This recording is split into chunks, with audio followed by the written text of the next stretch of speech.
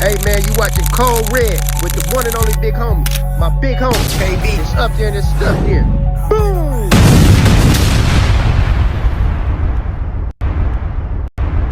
Ricardo or more.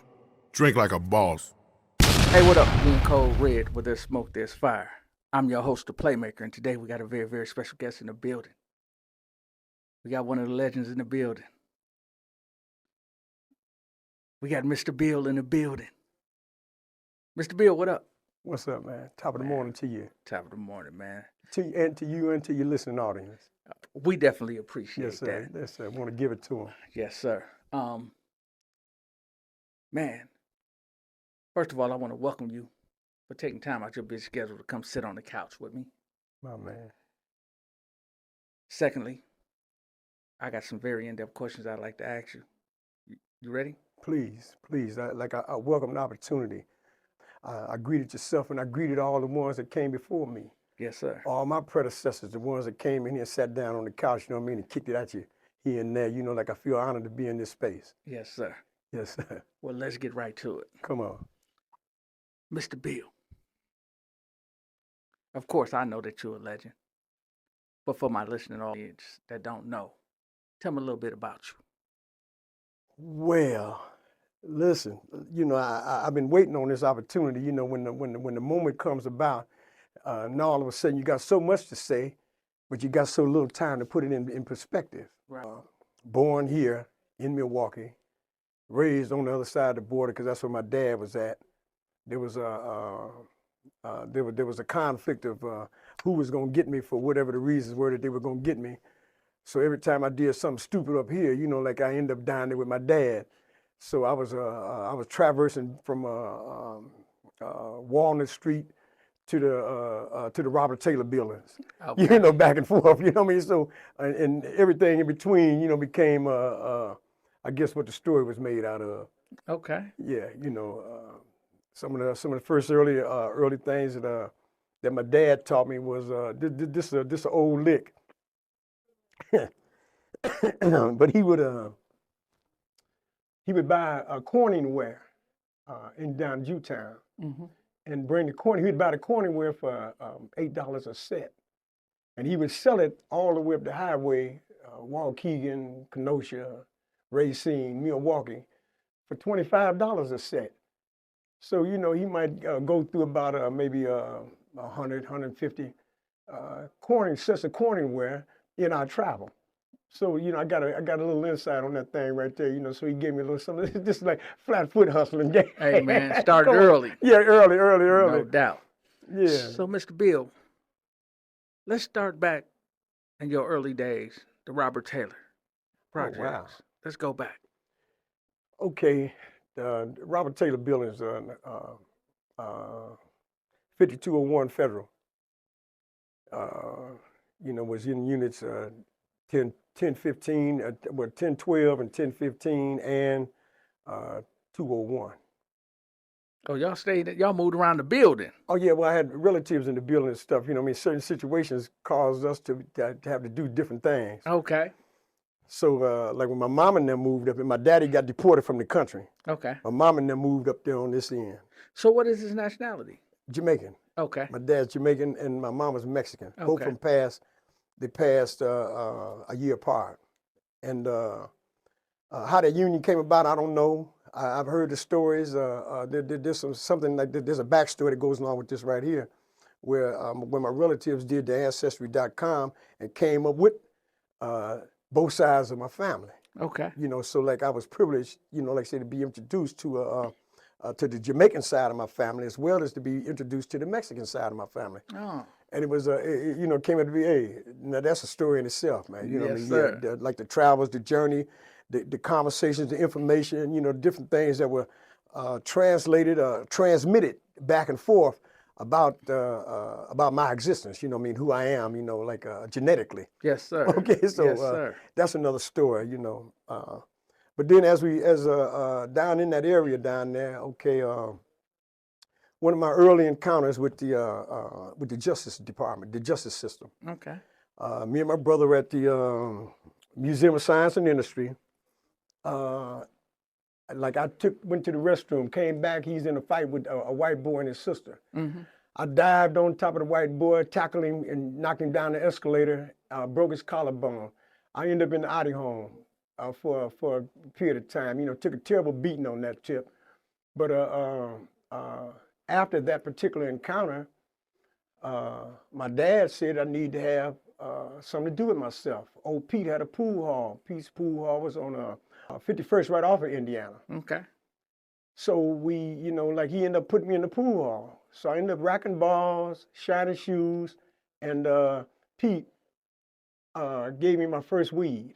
Hey, so he put you in a shark pit, In huh? the environment. That's where, you know, where that's where everybody wanted to be at. You know? Yeah. All the hustlers was there, the gamblers was coming in there, all the players, the slick, you know, slick guys checking bread every day, you know, and you know, I became familiar with the you know, with the goings on to and fro of the world. And not only that, you had already been to the Audie home, so you Oh, had yeah. been tested and approved. Oh yeah, well, you know, there was, there's always like a what you say, the alpha male and the and those trying to get in play. Yeah, You know, I ain't trying to be the alpha male. I'm just in play. that's it. You know, I'm just in play. Whoa, I'm just in play.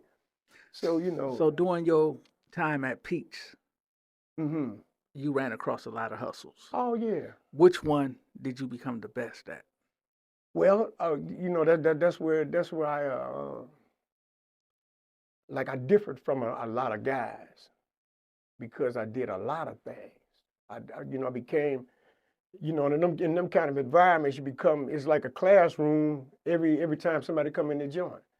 You know, you got a different kind of player that's coming in the joints. You know, you got a guy that's a stunt player. He tell a lie for a living.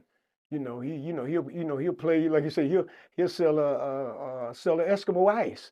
You know, that sort of kind of guy. You know what I mean? You know, he comes in, he got, you know, 2 or 3 tales that he got to tell from downtown where he just swindled a guy, you understand, did the pigeon drop on somebody for $20. You know what I mean? That sort of thing there. You know, here's another guy, play the same game, but he can't get off no more than $5 or $10 short change lick. You know, 4 and 1 is 5 and 5 is 10. Yeah. You know, he can't get off no better than that right there. Then you got a jostler that comes in the joint. You know, he's a pickpocket. He's stealing money all day. You know, he needs somebody to ride with. He need a wingman. Come on, man, why don't you go with me? You know, he gonna get on the L and gonna dip and then pass the poke back to somebody else. You know, I mean, there's a lot of things that came back as far as information. Yeah. And I was, you know, like absorbing everything. Like a sponge. You know, like I'm a shawty. My brain is just, I'm eating up everything. You know, pimps coming in, get their shoes shined and what have you. You know, he talking, you know, how he checking his bread. You know what I mean? She ain't doing at that hour. You know, like $100 a day was a decent trap for a guy. Yeah. You know what I mean? So he talking about how he got to have 4 or 5 in order for him to get a half $1,000 a day. Yeah. You know what I mean? So that's the reason that he needs all of them. He got a car note to pay. Yeah. You know. Facts. So I was able to absorb a lot of stuff. You know. Then I was a good merchant.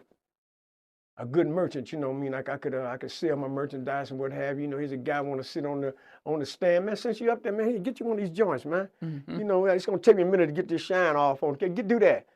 You know. So you making a sale within a sale within a sale. All the time. I was at the pool hall. I was so short during that period of time that I would have to reach over the top of the table to get the balls out the pocket. Okay. They made me a little, like a stool, like a step stool that I could step up and drag around the table. Every time somebody need a rack, I'm getting 10 cents a rack. So I'm getting around the tables and stuff. These guys is playing pretty good. Yeah. You know, so I got to get up there and get on top of the table and do my thing. You know, so they made me a footstool so I could do my thing. But like I say, everybody was familiar. You know, like it was a community. Everybody knew who my daddy was. You know, they knew what kind of relationship my dad and Pete had. You know, Pete was kind of like my early mentor. Okay. Yeah, you know. So, growing up in Pete's, seeing all the gang. Oh yeah. And you had you could pick and choose which one. Oh yeah. Right. Yeah.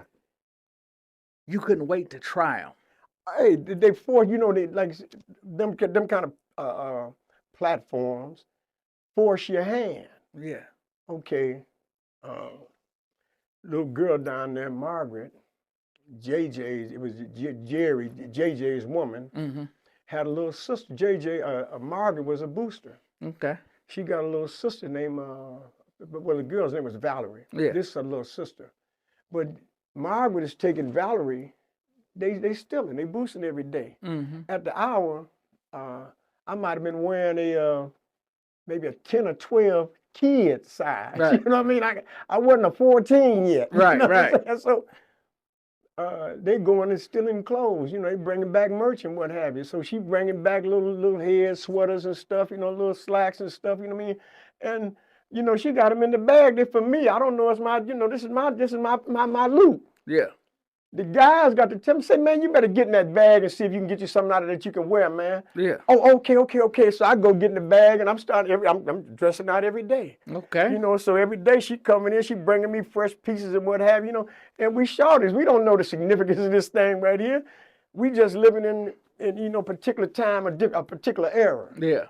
But the old guys, the OGs saw it and they knew what was happening. Yeah, they knew what the deal was. They knew that this is your lick. Yeah. Yeah, man, you better get in that bag, man. What's wrong with you, man?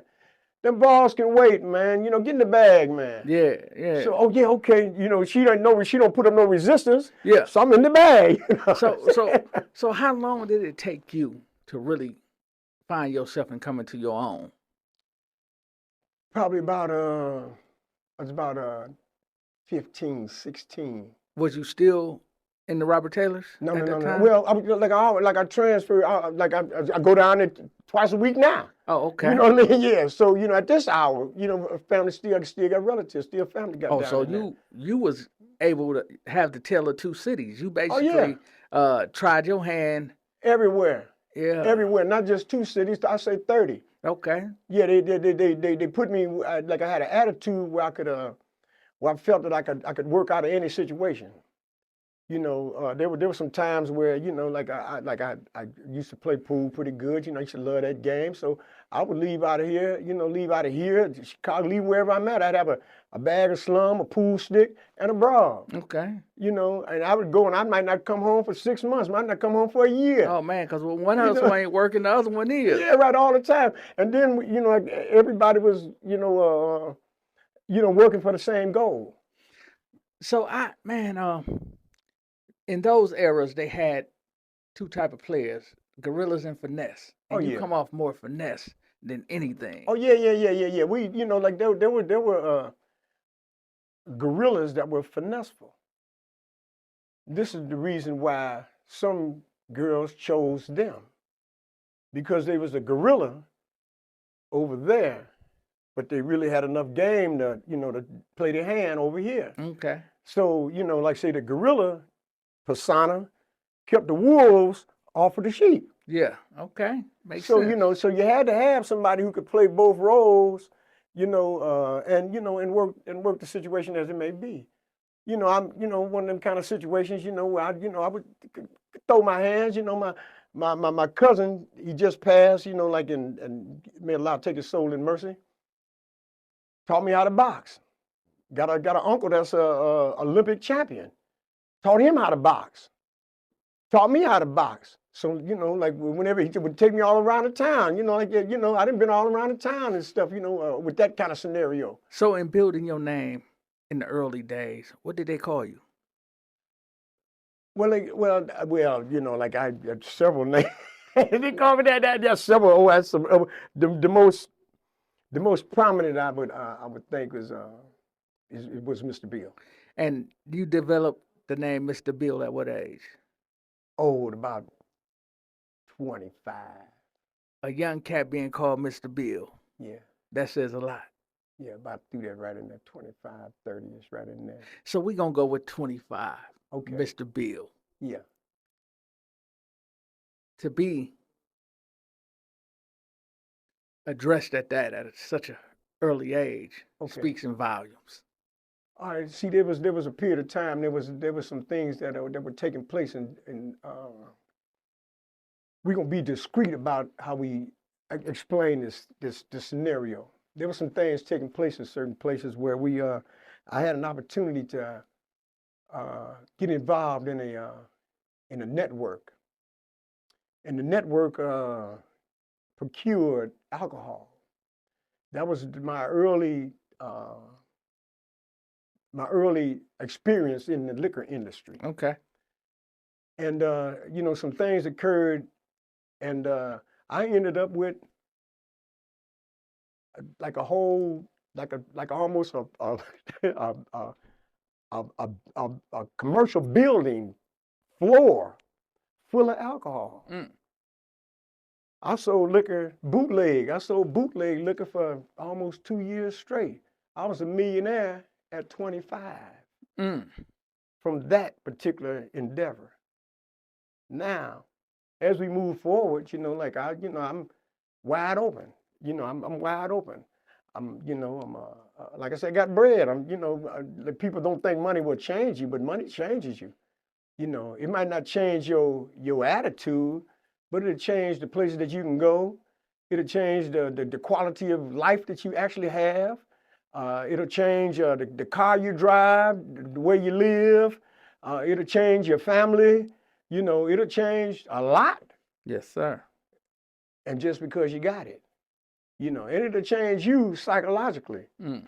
You know, if you don't have control of it, you know, like like they say the old cliche, a fool and his money are soon parted. A real scenario. You know what I mean? Like a fool, you're gonna get money on 2 or 3 different occasions. Mm. You're gonna get money, you understand, one time just because you got enough heart to reach and get it. That's it. Yeah, you can get it just because you can get it. Yeah.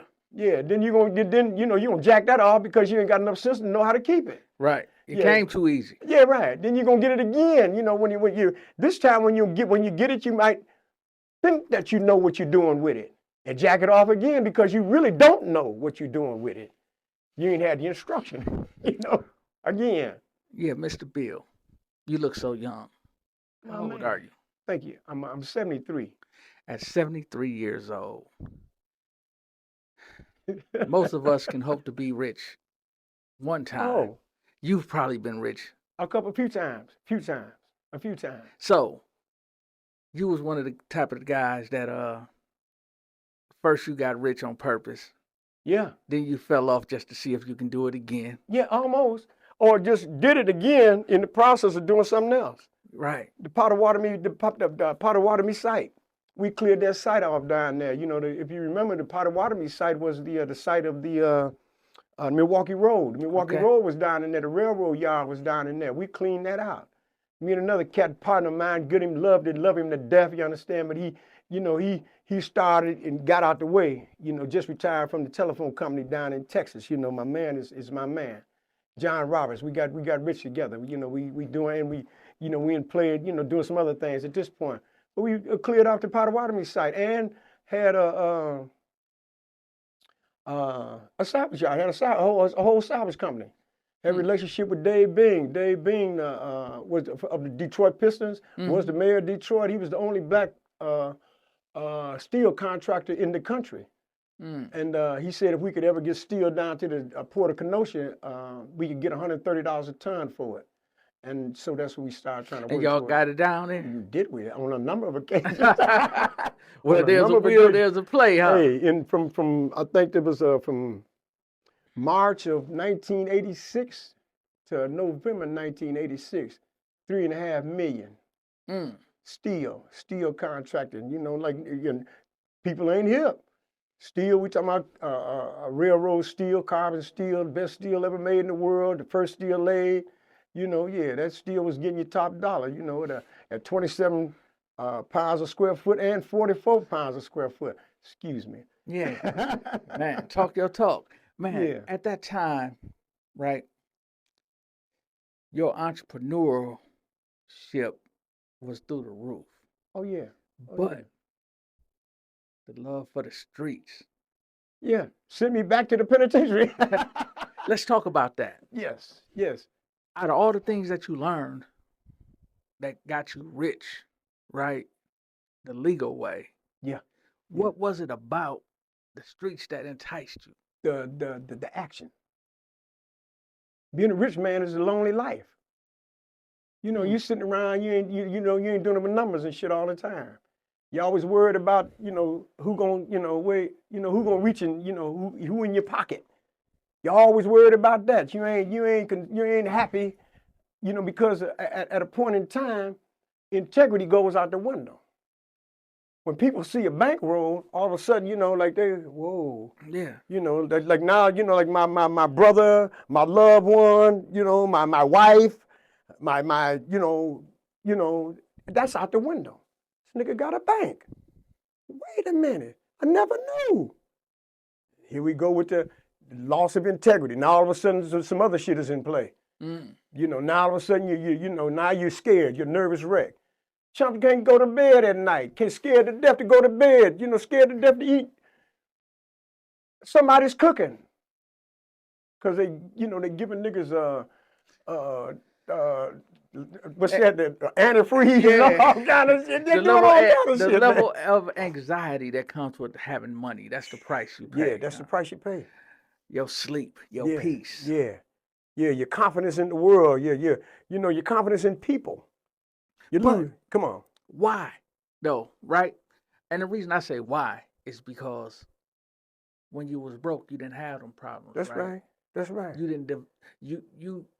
didn't have that anxiety there. You're not a target. You were still a target. We come from the hood. We always a target. No. We see, you don't be a target at that level. In the hood, yeah, you might be a target for somebody trying to get with you to try to find out something. Man, I need information on this or that. Man, holler at me, man. Listen, I need you to get something like on a parallel level, a lateral level, I should say, just a lateral level. You know what I mean? But when you're a millionaire.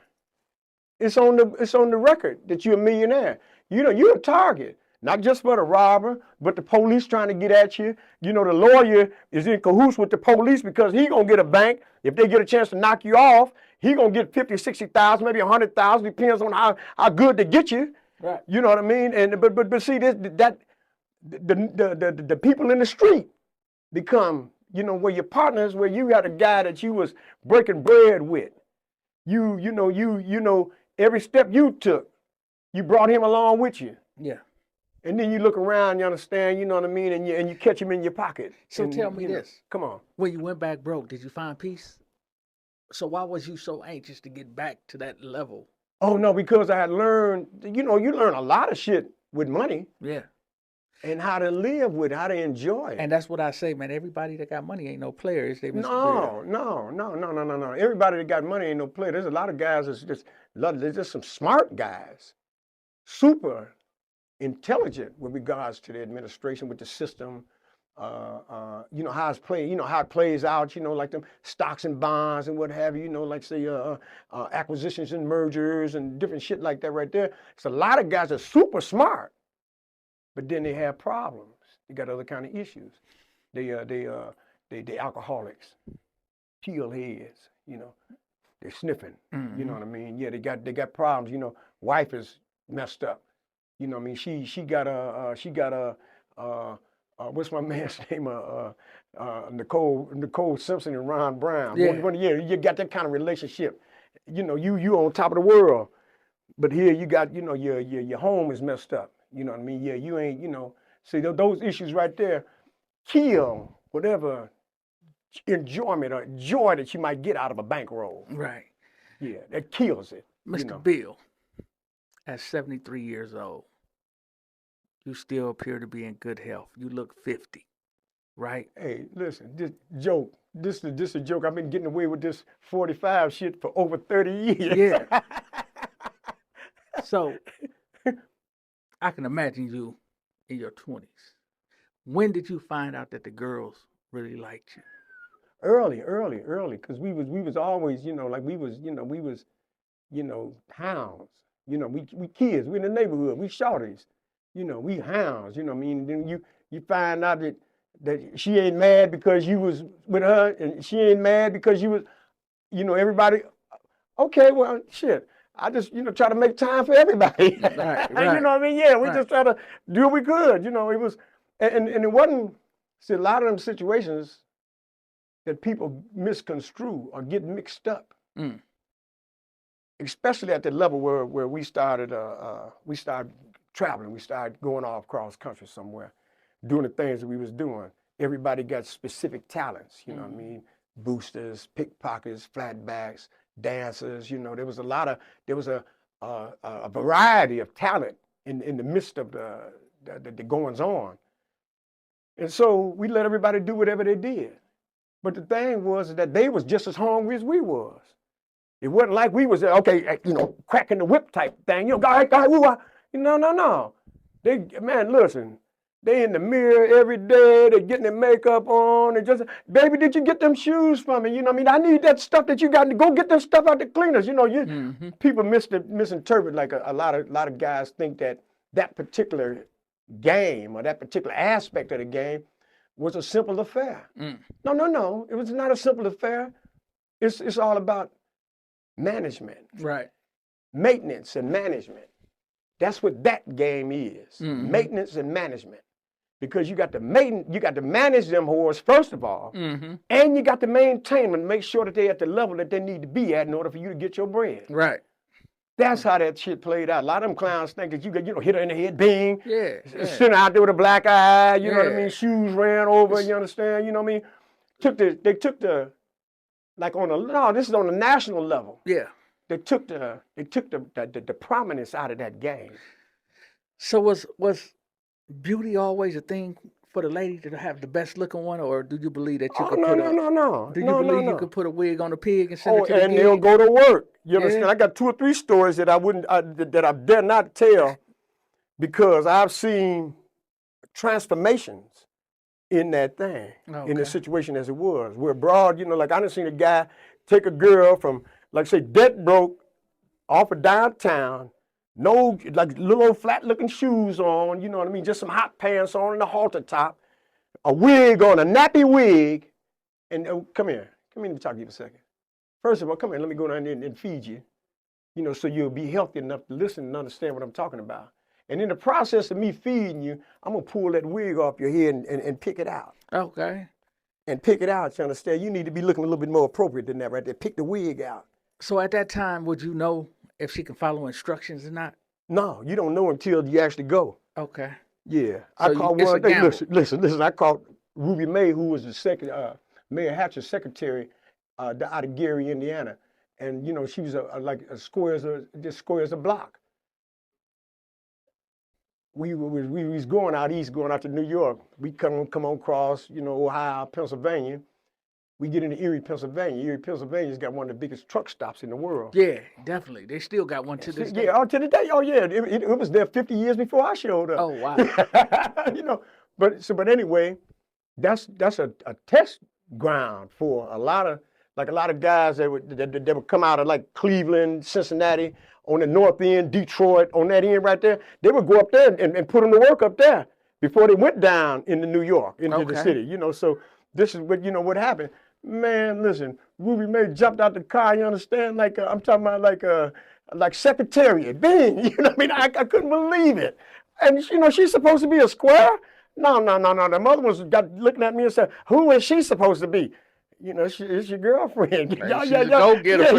Yeah, right. Watch her, look at her. Yeah. And it turned out to be a good thing, man. So that was one of them kind of stories. Come on. So out of all the great hustles you had, which one landed you in a penitentiary? And how early did your legal trouble start? Oh, wow.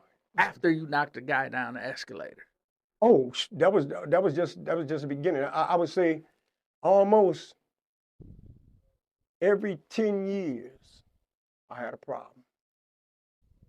The escalator, the assault move, charged me with mayhem, permanent disfigurement. Anyway, when I got to be like about 18, 19, I got they gave me a body. And it was a body was attached, and it was attempted this or that robbery, so forth and so on. Had a cold chump, man. We brought him out of Marquette. Mark Pollen. It's my man. I love him dearly, you understand? Some terrible shit happened to him, and I could tell you the story about that right there, but out of respect for the dead, I let him rest. But Mark is still alive, you understand? But I can give you the story, and as it may be. Anybody that hear this podcast and know who Mark Pollen was, know what I'm talking about. Anyway, we brought him out of Marquette. Mark ended up getting that thing knocked down to a discharge of the firearm. I got a disorderly conduct and a discharge of the firearm in city limits. Out of that, like I said, it was the body and the attempt. Anyway, it was a crazy affair, as it may be. So Mark was a fresh out a college kid. College kid. We took him out of college. The mob. We had a little crew. You know what I mean. So we caught Mark coming out of Marquette. Him, his partner right now, Steve Cohen, is up there, one of the biggest civil lawyers in the city right now. Cohen, right up, you got the penthouse right on Old World 3rd Street there. Right across the street from Carson's. And it all started with y'all. That's crazy. Yeah. It was one of them kind of it's a fairy tale story with a tragic ending. Right. That's what this is right here. A fairy tale story with a tragic ending based on the conditions and the circumstances. Yeah. I tell you, let me give you something before you push in. Like there were certain things, certain elements that we were taught, such as, like say, anytime that you got an economic downturn or economic depression, state of bad economy, you got a few things that are going to always persist in a bad economy. One of them is entertainment. The other one is going to be food automatically. And the other one is going to be intoxicants. Mm-hmm. Through the course of any economic downturn, you can see during the Depression, like I said, they came up with the bootlegging, the Falstad Act and all that other kind of mess right there. They bringing liquor in from different parts of the world and so forth to entertain the minds, as it may be. Another big thing during the roaring 20s. And 30s, was the speakeasies, the after-hour joints. Right. Everybody need to go, they want to be in them type of spots and stuff, you know what I mean? They want to be entertained, you know what I mean? Some of the biggest movie producers, Paramount, MGM, 20th Century Fox, all them studios came about during economically depressed times, people going to the talkies, going to the speakeasy, right. You know what I mean, during economically depressed times, so I just want to drop that in on you, a little science for those that might look at it. No doubt. Come on. What was the bit that broke you? Dope. It was dope. How long of a sentence did they give you? They give me 300 months. They give me a 25-year sentence, you know what I mean? And it was almost like everybody else, when I say 300 months, first thing they do is go to try to calculate what is that in years. Hey, by the time you figure it out, they done hauled you off to the back for you done did the math. Yeah, right. That's why I figured it out in the back. 300 months? What the fuck is this? What is that? What? And that's what changed my mindset about it, because doing so many different things, personnel placement agency. Got a personnel placement agency downtown where we getting 70,000 every 2 weeks, every pay period. We clearing out 70,000. They swindled me out of 960,000 that was in the bank. Like I had two different accounts. Well, it was three different accounts with two different look like actions. Mm-hmm. I got an accounts receivable where I'm getting all the payroll, all the pay and stuff that's coming in, and then like I'm shifting that over to the payroll account where I'm paying everybody, paying everybody's bills and what have you. And after that, it sinks down into a savings account. Mm-hmm. Don't nobody got the account number for the savings account, but me. It's encrypted in the machine. Mm. Man, and again, I had quit hustling. Oh, girl, the girl I'm thinking about, loved her dearly. She didn't pass form as well. But she told me she was in a position where she, when you get indicted, like your name goes across the Internal Revenue's desk. And when your name goes across the Internal Revenue's desk, they want to determine, how you getting your bread, how much money that you're working with. Okay. she let me know that my name had come across the desk. So I had a chance to clean my act up. I didn't do nothing for almost 2 years. Like I said, I'm getting almost $150,000 a month out of Onyx Resources. That was the name of the company, the personnel placement agency. You know, we did, personnel placement. One of the few black personnel placement agencies in the surrounding area. So we got off real good with it and stuff. Had a hell of a partner with that, DESTINEE Wines, hell of a broad. If anybody ever get in touch with her, like she's a winner. She's a winner. You understand? Square as a block. St. Mary's College, MBA. Slick is, I'm talking about slick. Academically slick. Know that system type slick. Can get it if they can hold on to her. She's a little, fighter because can't nobody hold on to her. I couldn't hold on to her. I was one of the best in the business. Yeah, but So that 20-year bit, right? Yeah. That 300 months. 300 months. I ended up doing 21 calendars, and then they ended up squeezing another 6 years out of me on paper. So 27. It turned out to be 27 years. You understand? Doing that 6 years on paper, I didn't take an aspirin. I didn't want them to have no reason for them to think that I was anything else. I volunteered to go down to the feds and talk to guys that was on pretrial release, out on bond, waiting on revocation, or waiting for the remand on appeal and stuff. I had a program. And I volunteered for the feds to do it. I would go down and talk with them, speak with them and stuff. Tell them, okay, listen, come here, sit down. Let me talk to you a little bit because you're on your way to jail.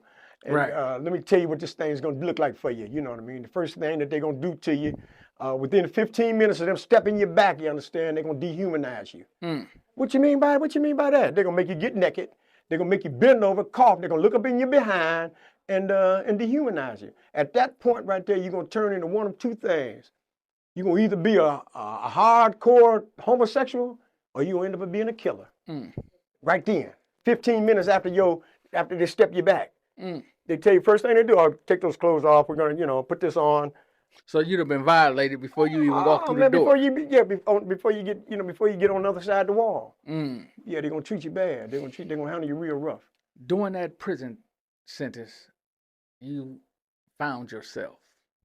Pretty much. You eventually Pretty much. understood Yeah. that the life that you were living, Yeah. that you really didn't have to live it because you had a brain. It was another way. It was always another way. I think I mentioned to you, I got a tattoo. That was my next question. Yeah, I got a tattoo on my arm. It's a clown. Got a big nose, got on the big shoes, got the clown hat, got the prison hat turned up, and got a convict uniform on. I call the tattoo a convict prayer. Well, why would I call it a convict prayer? Because I'm standing there with my hands in my pocket like this right here, with my foot with the big boots on, standing on a brick 25. And I'm kind of like crushing it. I'm standing on it. You got to stand on that 25. Standing on it, looking up in there. Well, why would I be here? Yeah. I got so much sense. I got enough sense, you understand, not to be here. Right. I got to be a clown to be in here. Oh, So when you look at that tattoo right now today. Oh, every day. Every day I look at it. Women, hold it. There's something else I can do here. We ain't got to do that. Right. That's highlighted. Right. In my jacket.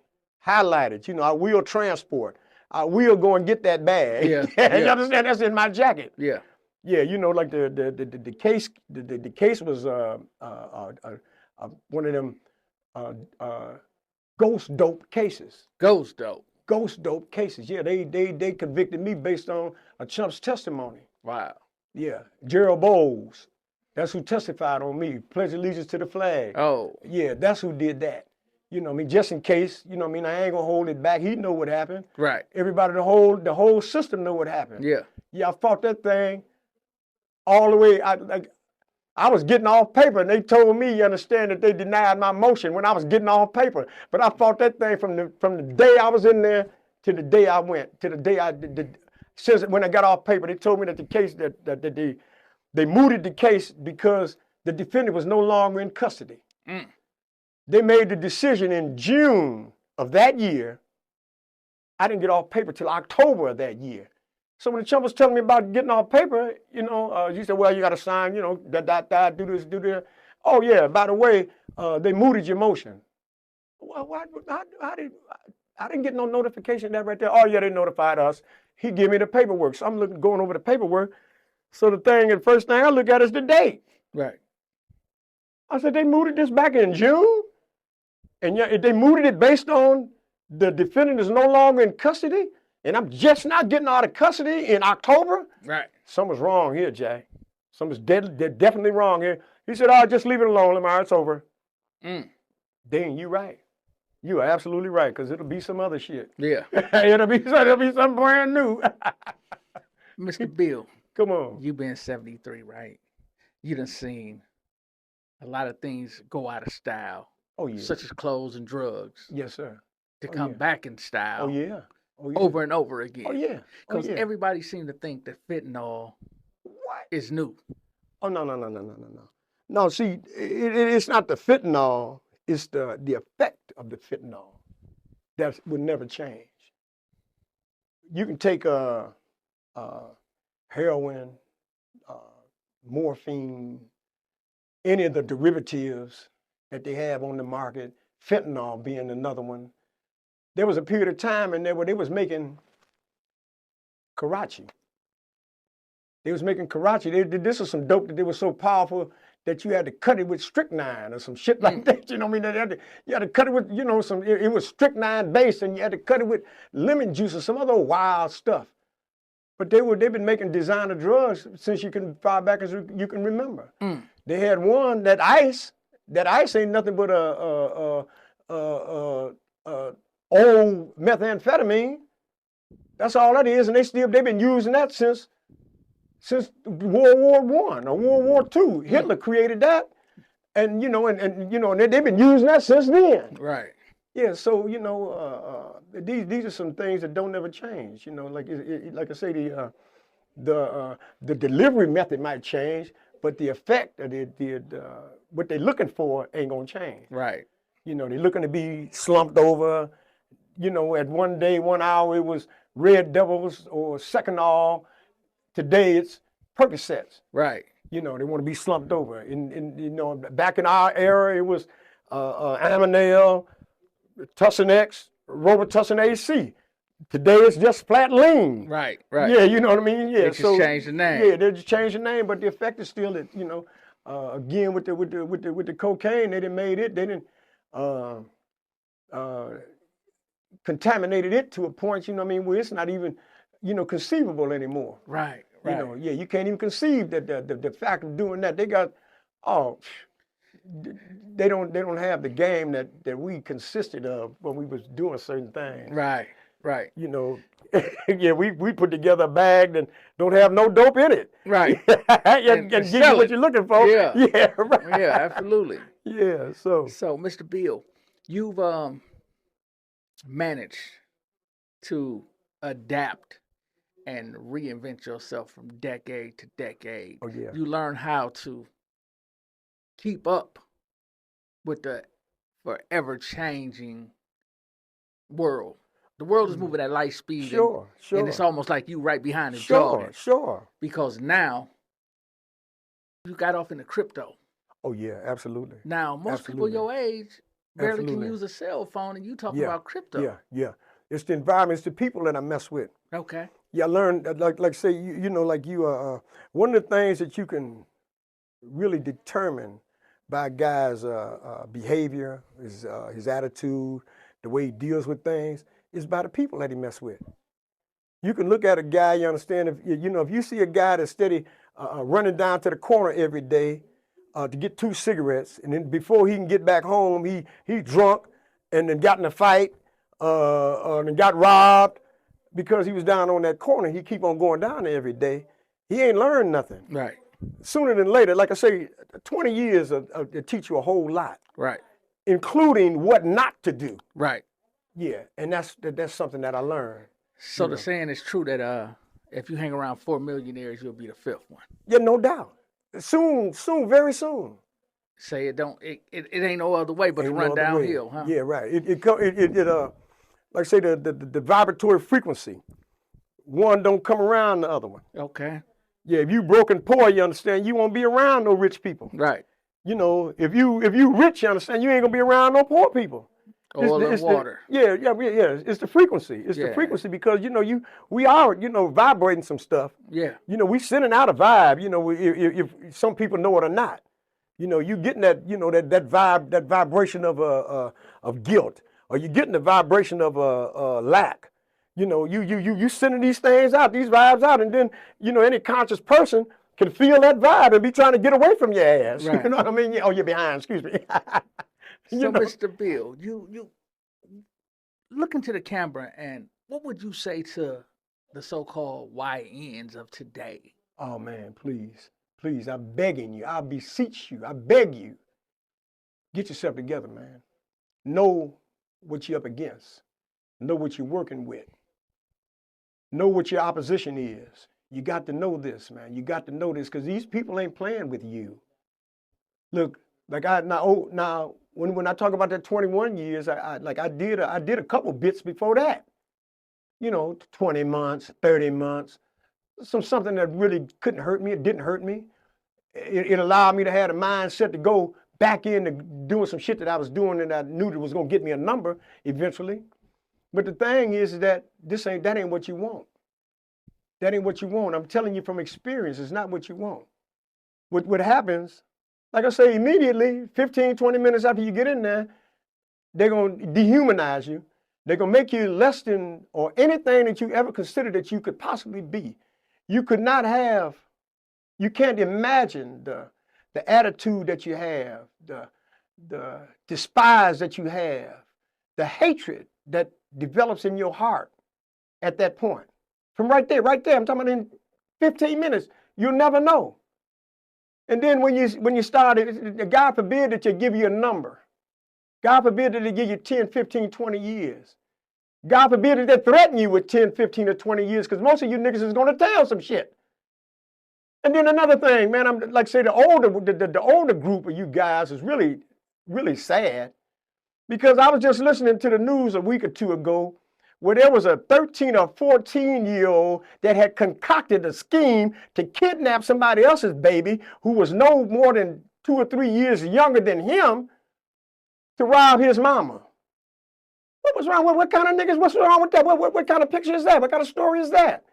A kid going to instruct a 25 or 30-year-old nigga on what to do or how to conduct himself? Something's wrong with both of them. The little one, need to, get his, God knows what they need at this point in time, but I know they need something. But the fact of the matter is that the life that y'all are living, there is no ending except bad. Again, like you got a fairy tale story. Tell you a story the kid told me before, you understand, about when he was a kid. His mama took the money. You understand, and started allowing the school to administer the antidepressants, the Ritalin, letting them prescribe them in the school. Okay, so he goes through his whole tenure in school as a pill head. So now he's a bipolar pill head, and he's 18 years old now. When he gets to be 18 years old, the first thing that the people say is like, okay, hold it, you don't need your mama no more. You can get these pills on your own. So they'll give you the script directly, let you go and take the pills, go get the pills. So you still a pill head. But then something else that they did, they said as long as you ain't got no felony, you can go buy a gun.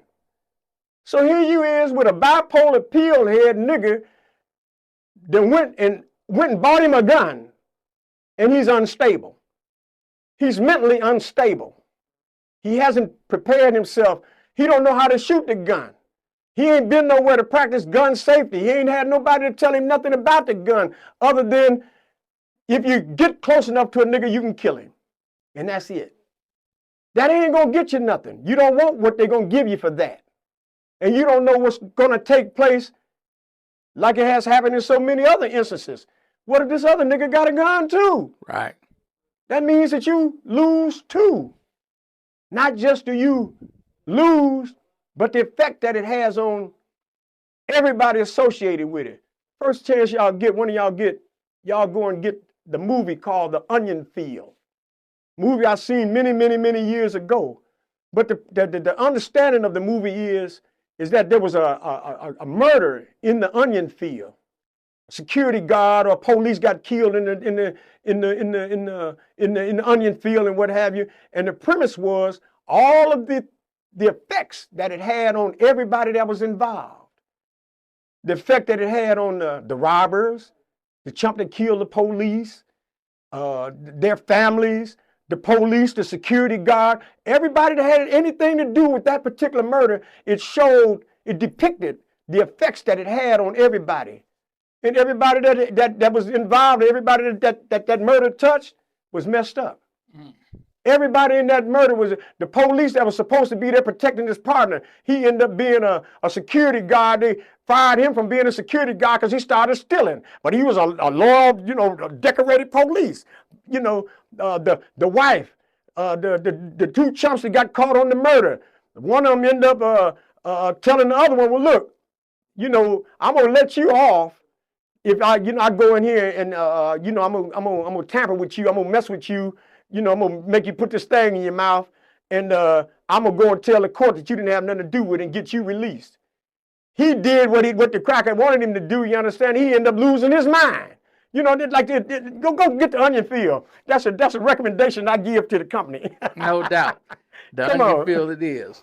And then, most of them can't even count. So when the judge do give them 300, 400, 500 months, they think it's walk in the park. Yeah. They ain't never heard it like that. Oh no. See, they don't get it until they get there. When they get there, they got such a smooth program when you get there. The next thing you know, you working in Unicor, you making mattresses and metal frame furniture, you earning a few dollars here and there. You got guys in there that's shooting dope. They shooting $100, $150, $200 worth of dope a day. Now, how they doing that, you understand, inside the penitentiary is hard to say. I was in there. I had a bag. I know what they do. So please, like I say, that's not what you want. Believe me, when by the time you come back out, don't think you're going to come back out and you think you're going to make the acclimation or you're going to make the adjustment to shit like it was. Oh, no. It'll never be like it was. Get 20 years, get 25 years, get 30 years. You know what's going to happen? Your mama going to end up leaving. Your daddy going to end up leaving. Your little sister going to end up getting beat up and raped. Get some horrible things are going to happen in your family, and you understand that you're not going to be able to do nothing about. And these are the things that you're going to have to live with inside that penitentiary. And this is what you got to be looking for, man. You don't want that for yourself, man. Man, you sure said a mouthful there, man. Yeah, hey, come on, Mr. man. Bill, what's next for you? Well, at this point in time, we have several plans on the drawing board. We got several ideas that could take off or take effect or take flight at any given time. One of the most critical aspects of a small business is funding. Funding, that's the most critical part of a business development. Don't let nobody tell you it's about your corporate structure and your employees and all that other bullshit that they might tell you. Your problem in a small business is capital, period. You understand? Everything else you can work out. No doubt. Yeah, but you need funding, you need capital. What you look like trying to make build a $500,000 house and you ain't got but 50,000. Ain't enough. Ain't enough. Ain't enough. Come on. Mr. Bill, man, Please. It's been a pleasure, man. Man. It was educational, informational. Yeah. And above all, game riddled. Oh, yeah. You gave so much of it up, so many jewels. And we definitely got to do a part 2. Man, please, I'm honored, man, again, man. And tell them other ones that's out there, man, get in here, man, tell the truth, man, tell the story, man, tell them what happened, man. Yes, sir. Tell them what happened, man. That's the only way they're going to learn, man. That's the reason that they messed up right now. That's how come I can get along with them as I do. I'm going to tell them the truth. Yeah. Yeah, I'm going to tell them the truth. Man, pull your pants up, man. My God, you don't do that. You're not somebody gonna give you some money, man, and here you is, all you can do is show your behind. Don't do that, man. Show your brain, man. If you're gonna pull anything off, pull your hat off. Yes, sir. Yeah, show you got some sense, man. Yes, sir. Man, I want to thank you for coming on Code Red. Yes, sir. Where there's smoke, there's fire. Absolutely. I'm your host, the Playmaker, and we have the legend himself, Mr. Bill. And hey, we listen. Out.